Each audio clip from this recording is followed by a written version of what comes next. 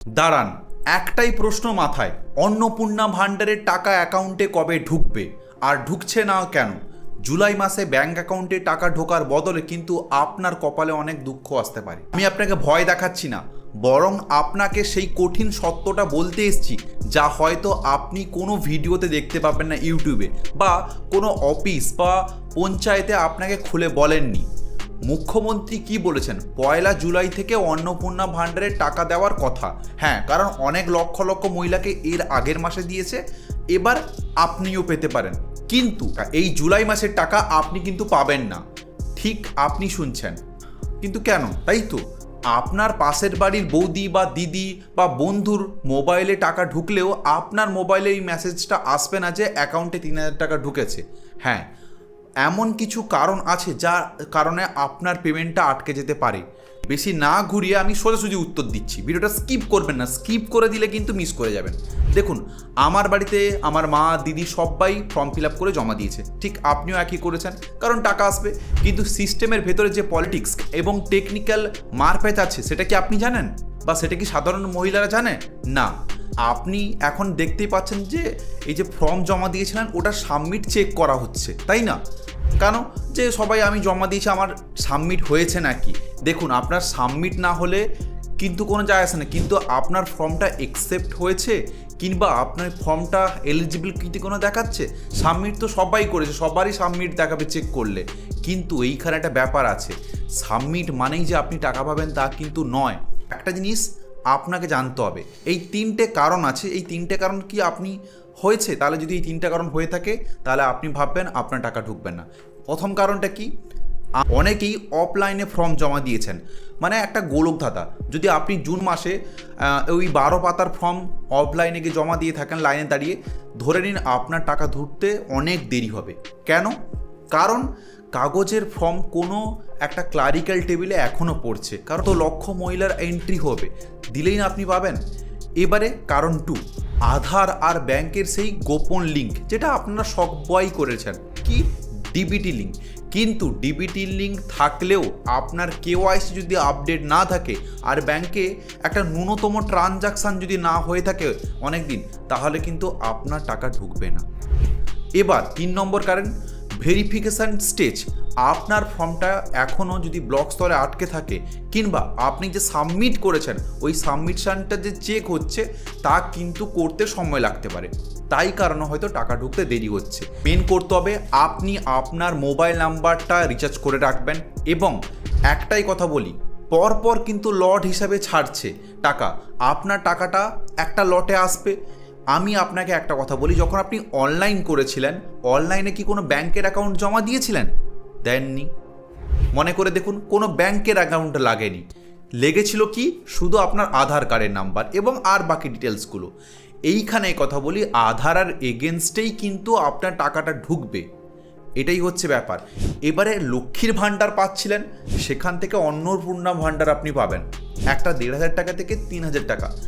আমাদের যে financial condition বর্তমান রাজ্যের, হঠাৎ করে ট্রেজারি থেকে বিল পাস হওয়াটা এতটা সহজ নয়, পরপর ধাপে ধাপে হয়। একদিনে কি বাড়ি হয়ে যায়? তা কিন্তু নয়। আপনি ভিডিওটা এবারে স্কিপ করে দিতে পারেন, বলে ভুলভাল বলছি। দেখুন, আমি আপনাকে সত্যি লজিক্যাল কথা বলছি। বাড়ি হতে যেমন সময় লাগে, ঠিক টাকা ঢুকতেও আপনারও সময় লাগবে। প্যানিক করার দরকার নেই, একদমে ভয় পাওয়ার দরকার নেই যে আমার ঢুকছে না কেন, আমার ঢুকছে না কেন। আমার বাড়িতেও দিদিমা আছে, আমার বাড়ির সামনেও কাকিমা জেঠিমারা আছেন, সবাই আমাকে জিজ্ঞেস করেছে কি হবে। ব্যাপারটাই একটাই, এত ভিডিও আপনারা যে ইউটিউবে দেখছেন সবাই প্যানিক করছে, কিন্তু একটাই কথা বলবো, টাকা সময়ে ঢুকবে, একটু সময় দিন। কারণ বয়স 2 মাস হতে যাচ্ছে, তো সময় দিন, টাকা আপনারা পাবেন। জুলাই মাসের 6 তারিখের মধ্যে একটা লট ছাড়বে, সেটা সব থেকে বড় লট, ওই লটে আপনারা টাকা পেতে পারেন। একটা সমস্যা আছে, সেটা একটা বারবার করে বলে দিই, বর্তমান বাজারে ডিজিটাল প্রতারণার চরম সীমায়। হোয়াটসঅ্যাপ বা ফেসবুক কিংবা ইউটিউবে দেখবে আপনি অন্নপূর্ণা ভাণ্ডার নিয়ে প্রচুর পরিমাণে ভিডিও এসছে, এই করলে ওটা করলে ওটা করলে টাকা ঢুকবে, ওটা করলে। দেখুন, আমি আপনাকে লজিক্যালটা বলে দিচ্ছি কীভাবে টাকা ঢুকবে বা কী না করলে টাকা ঢুকবে।